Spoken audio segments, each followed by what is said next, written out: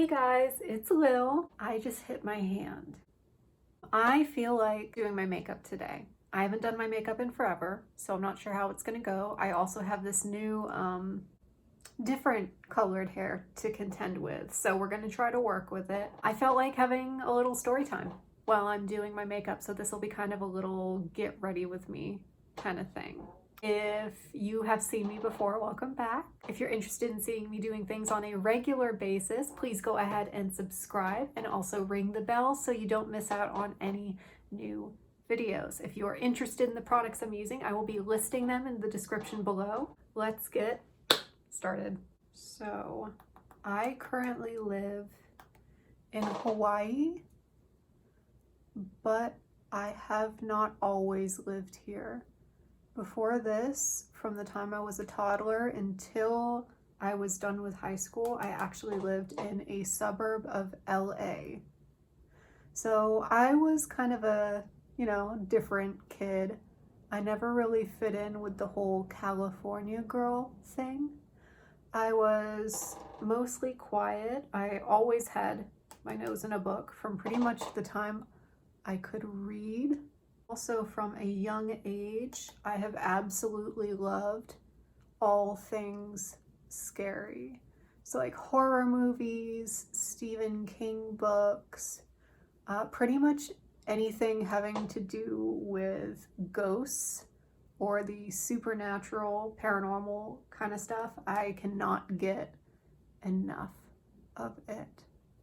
So about 15 years ago, when I was in junior high, my dad moved into a new house. So it was pretty normal house, nothing special, just your average Southern California suburb bungalow style house. It was one story. We had the paseos nearby. If you grew up in Southern California, you know what I'm talking about. But it was pretty much where people would jog or ride bikes or walk their dogs, and it was just a normal, quiet neighborhood. It was about a 2-minute drive from my mom's house. So we would spend the week at our mom's house, my brother and I, and then every Friday afternoon we would head over to my dad's house to spend the weekend. When my dad moved into the new house, everything seemed, pretty normal. Just your normal house. You walked in and you had the living room, and then towards the back you had the kitchen, and then kind of off to the side was a desk where we had a desktop computer.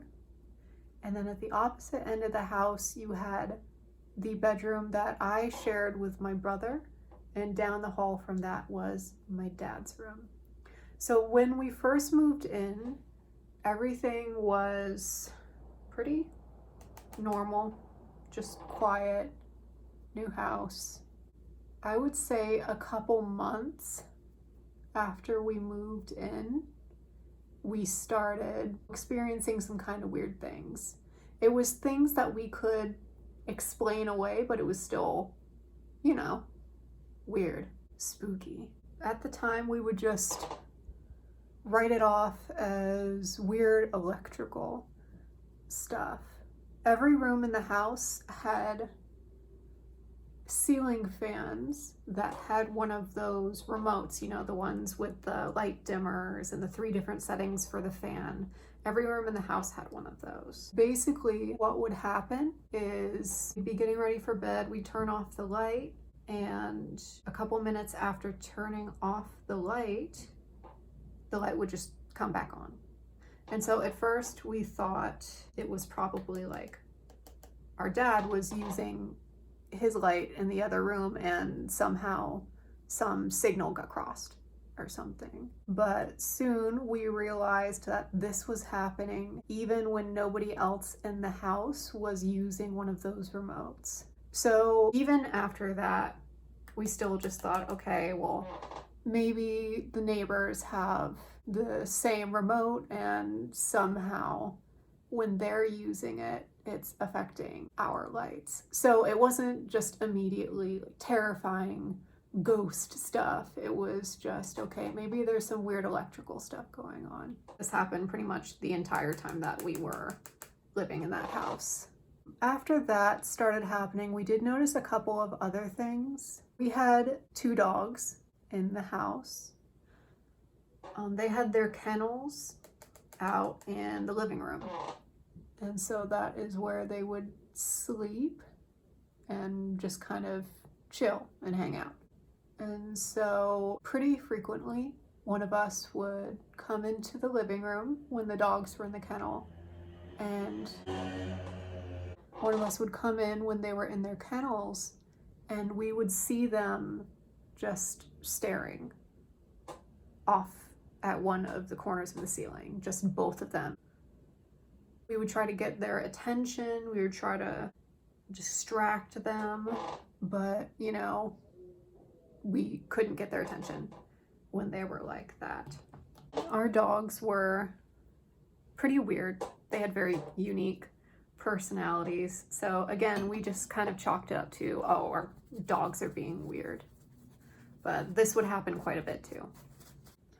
So after that, things would start happening that we could not explain away. One night, a couple of years into living in the house, I was asleep in our room.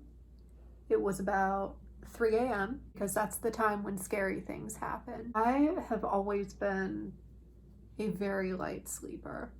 So, I mean, if someone in the next house were to make an especially loud noise, or if a bright light were unexpectedly to come on somewhere in our house, I would wake up. And I have always been this way. Nothing helps. I've tried pretty much everything. I am just doomed to a life of not being able to sleep very well. My bed was directly in front of the door to the bedroom. And from my bed, you could see down the hall to my dad's bedroom. And then off to the left, you could kind of see into the living room from my bed.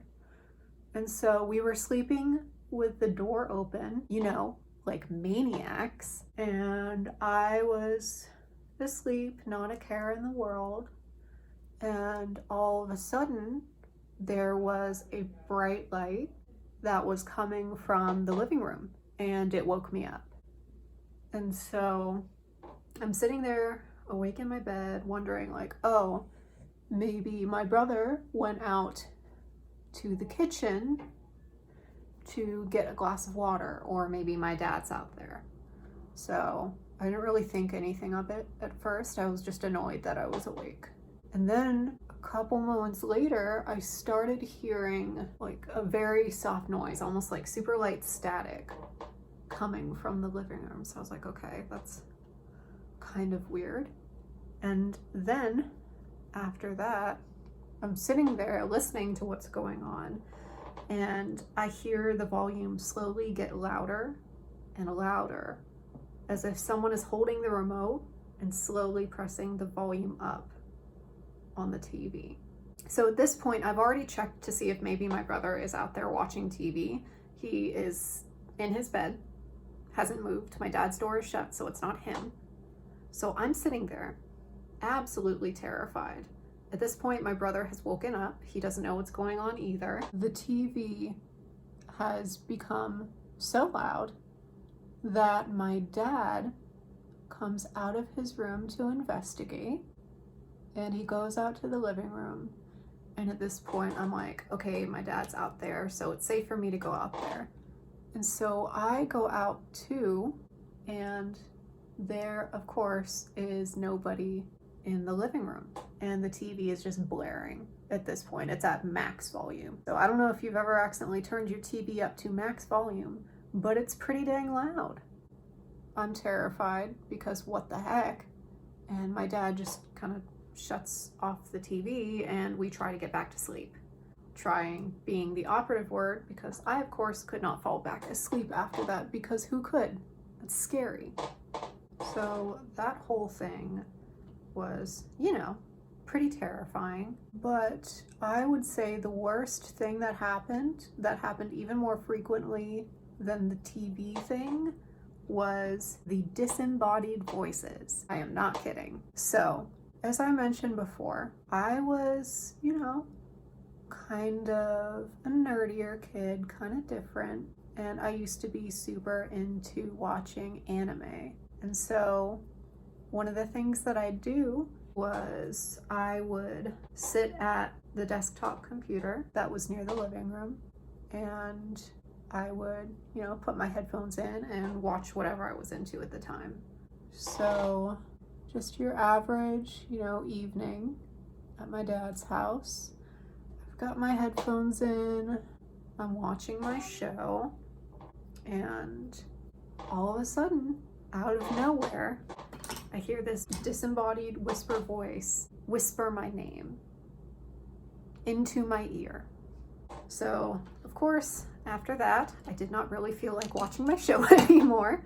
I pieced out of there into my room and did not use the computer for the rest of the night. And at first I thought, okay, that was kind of weird, but I was probably just hearing things. I'm probably just imagining it. My imagination is getting the best of me. I watch too many horror movies and this is what I get. So at first I wasn't convinced that I actually heard anything. So this happened to me a few times, and it always pretty much ruined any kind of binge watching experience I was trying to have. A lot of times I'd hear it with headphones on at the computer, and so I didn't always, you know, believe my own ears that I'd actually heard something. The only time that I couldn't ever really explain that I would hear this was later at night in my room. So that's a cute look. So the other time that the voice thing would typically happen was when I was trying to fall asleep. So as I mentioned earlier, I am the worst sleeper in the world. Don't at me, I know I am. I would be laying in bed, trying and failing, but falling asleep. All the creepy stuff happening did not help. And so, you know, I'd be laying there for a couple hours on end just trying to drift off. And so one night, I'm about to fall asleep. You know that feeling when you're about to fall asleep and you can feel it and you're like, yes, finally, I was there. And so I'm laying in bed. I'm about to drift off. I'm laying on my right side. So all of a sudden I hear in my left ear, wake up. And, you know, I woke up.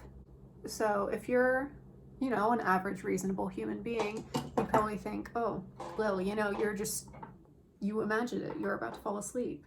It was just in your head. And normally, I'd agree with you. That would be my first thought too. But the only thing is that when that voice whispered, wake up, in my ear, in that very harsh whisper that I grew to know, I could feel the breath on my ear.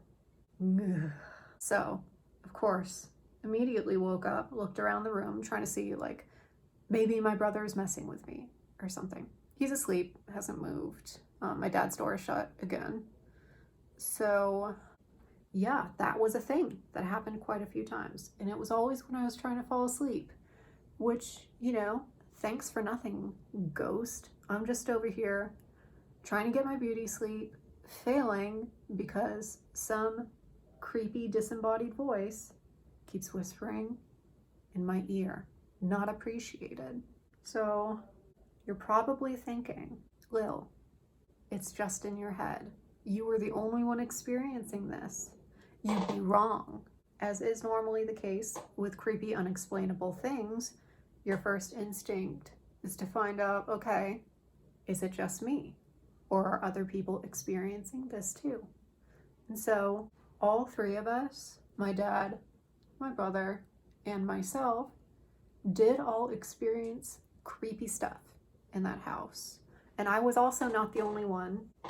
I was also not the only one to experience the voice thing. So there's one particular time that especially creeped my dad out. This one time, my dad had the shower running in his bathroom, which was in his room. And, you know, the water is on, it's loud. And he hears my brother calling out for him. And so it wasn't like a casual, hey dad, it was like he needed help. It was like one of those scary yells where like you know something's wrong. So of course my dad rushes out of the bathroom. He turns off the water and runs out. And he runs into our bedroom and he's looking at my brother. He's like, is everything okay? I heard you yelling for me. And my brother is just chilling on his bed, and he had not yelled out for my dad at all. So this kind of thing happened quite a bit. I would say frequency wise, the thing that happened the most in that house was the light thing. Out of all three of us, I probably experienced the creepy whisper thing the most. But the entire time we lived there, we were all convinced that, you know, something was going on in that house. And it wasn't normal, and it wasn't super pleasant. So we lived in that house from, like I said, mid-2000s, so probably like 2004 to, I think my dad ended up staying there until about 2011. I'm there throughout junior high and high school, and in 2010, I graduated from high school and went off to college. And I ended up going to college in Tennessee. So I was no longer at my dad's house and also no longer in Southern California. So from my understanding, from what my brother and my dad told me, creepy stuff like the light stuff continued to happen even when I was gone. So finally, in 2011, my dad moved out of state. So we were no longer living in that house.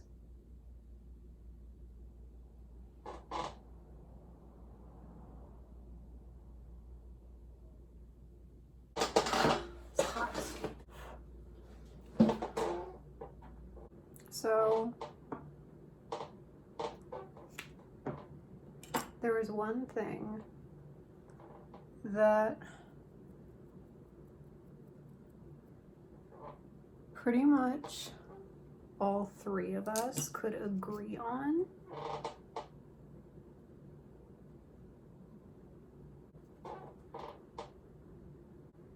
And it was the fact that whatever it was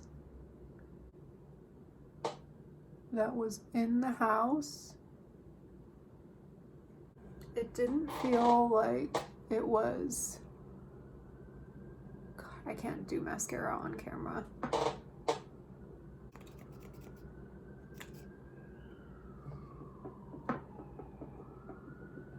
So whatever it was that was in the house, whether that was a poltergeist or whatever it is you want to call it, it didn't feel malicious. Like, it didn't feel like it wanted to hurt us, really. Honestly, it just kind of felt like it wanted to mess with us, you know, like it wanted to scare us.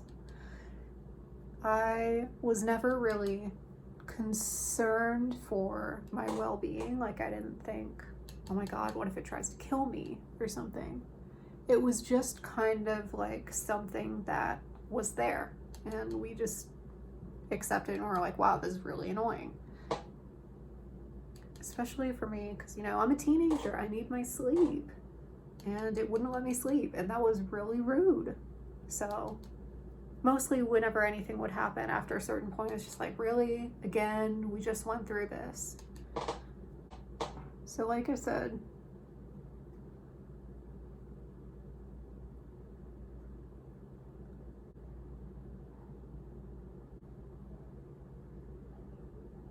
So like I mentioned, I think that it really just wanted to mess with us. I think it just wanted to scare us a little bit. I think it was stuck in the afterlife and it was bored and it's like, well, what's on for today?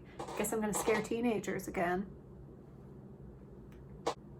But yeah, after a certain point, we stopped being completely terrified and just kind of lived with it.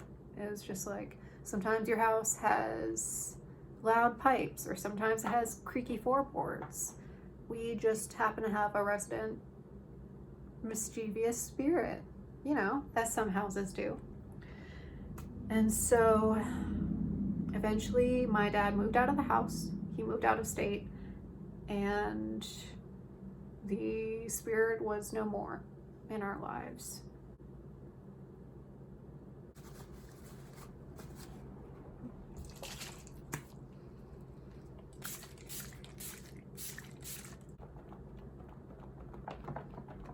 So I did do a little research into who's in the house now because, you know, you get curious. And from what I can tell, it looks like it's being rented out now. So I don't know who's in the house, and I don't live in California anymore, so it's not like I can just walk by and see. But I'm very curious to know whether or not they are experiencing the same kind of thing that we did, because that'd be cool to know. So that is the end. I hope you have enjoyed this spooky story time. Like I mentioned before, I love this kind of stuff. So if you've ever lived anywhere that you felt like maybe it was haunted, I would love to hear all about it. Please tell me about it in the comments below. If you enjoyed this video and you enjoyed hearing me talk about scary stuff, please leave a like and subscribe. Thank you so much for watching, and I hope that I will see you in the next video. Bye.